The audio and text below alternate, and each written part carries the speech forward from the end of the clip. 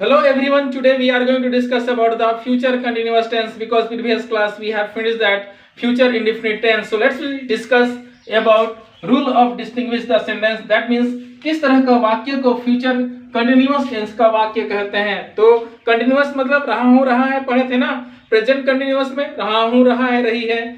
Past continuous में रहा था रही थी रहे थे। तो ये फ्यूचर कंटिन्यूअस क्या कहता है, जो भी काम होगा भविष्य में ना फ्यूचर में, तो रूल हमारा बनता है कि जिस वाक्य के अंत में रहा हूंगा, रहा होगा, रही होगी, रहे होंगे, रहे, उसे फ्यूचर कंटिन्यूअस टेंस का वाक्य कहते हैं। जैसे मैं पत्र लिख रहा हूंगा, हम लोग अंग्रेजी सीख रहे होंगे, तुम खेत में काम कर रहा होगा, या तो वे लोग हॉकी खेल रहे होंगे। तो इस तरह का वाक्य आपको मिले तो समझ लीजिए वह क्या है, प्रेजेंट कंटिन्यूअस टेंस का वाक्य है। तो हमारा रूल क्या बनता है, आपको कैसे याद रखना है। Rule of distinguish the sentence में जिस वाक्य के अंत में रहा हूंगा, जिस वाक्य के अंत में रहा हूंगा, ध्यान रखिएगा बहुत आसान है। जिस वाक्य के अंत में रहा हूंगा, रहा होगा, जिस वाक्य के अंत में रहा हूंगा, रहा होगा, रही होगी, रही होगी, रहे होंगे, रहे, ध्यान रखिए, जिस वाक्य के अंत में रहा हूंगा, रहा होगा, रही होगी, रहे होंगे, रहे, उसे फ्यूचर कंटिन्यूअस टेंस का वाक्य कहते हैं। फॉर एग्जाम्पल, एग्जाम्पल के तौर पे कुछ हिंदी सेंटेंस लेते हैं। जैसे मैं पेड़ लगा रहा हूंगा, मैं पेड़ लगा रहा हूंगा, मैं पेड़ लगा रहा हूंगा, हम लोग हॉकी खेल रहे होंगे, हॉकी खेल रहे होंगे, हम लोग हॉकी खेल रहे होंगे, तुम बाजार जा रही होगी, तुम बाजार जा रही होगी, वह गाना गा रहा होगा, वह गाना गा रहा होगा, वे लोग हल चला रहे होंगे, वे लोग हल चला रहे होंगे, दिस इज द होंगे, वे लोग हल चला रहे होंगे, वे लोग हल चला रहे होंगे, राम पत्र लिख रहा होगा, राम पत्र लिख रहा होगा।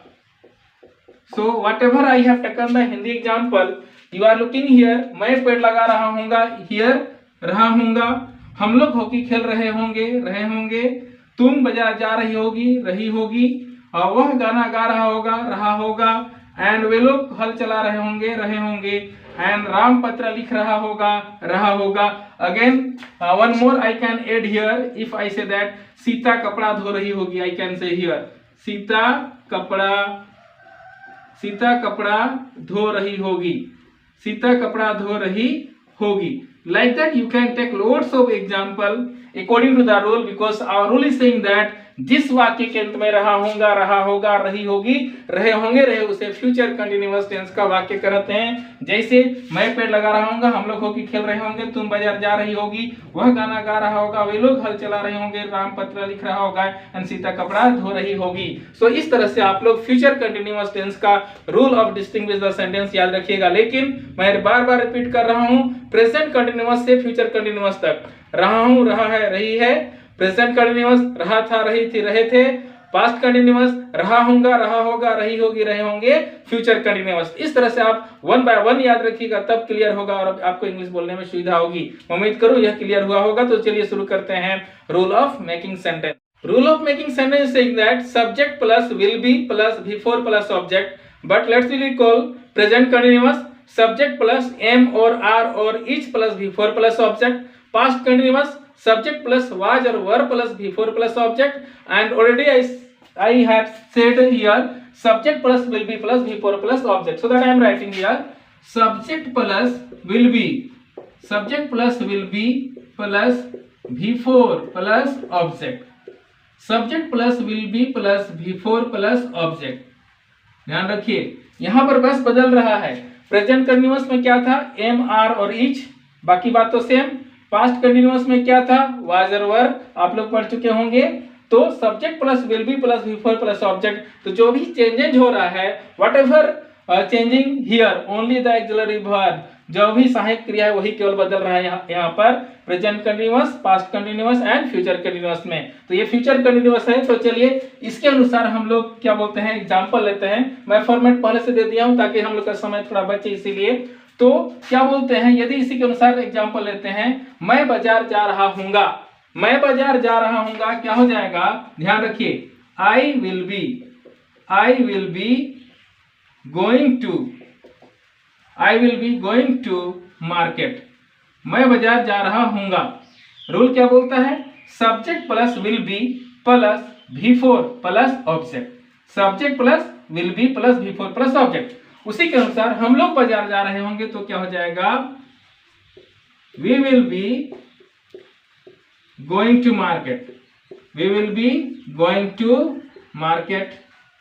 बस हो गया, बस ध्यान रखनी है इस चीज को। बस यहां भी वही subject plus will be plus before plus object. यदि तुम बाजार जा रहा होगा तो क्या होगा, यू विल बी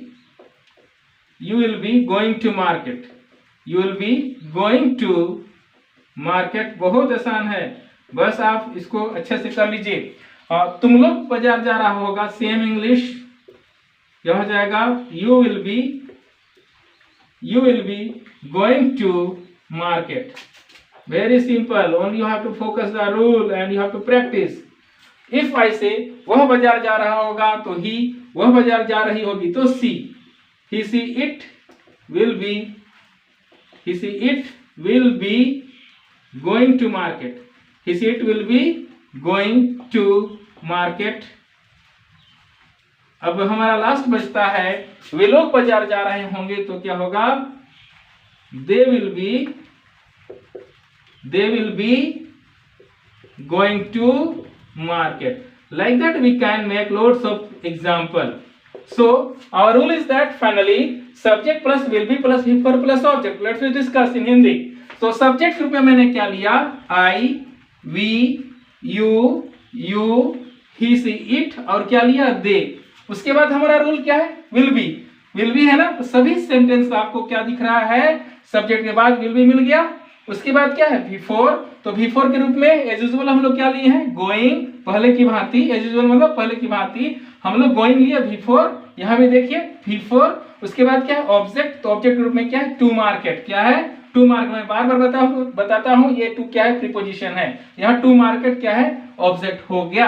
तो इस तरह हमारा रूल क्या बना, subject plus will be plus before plus object. Again you can look here, subject plus will be plus before plus object. तो इस तरह से आप वाक्य बनाने का कोशिश कीजिए। चलिए हिंदी ट्रांसलेशन की बात करें, let's we discuss in Hindi translation.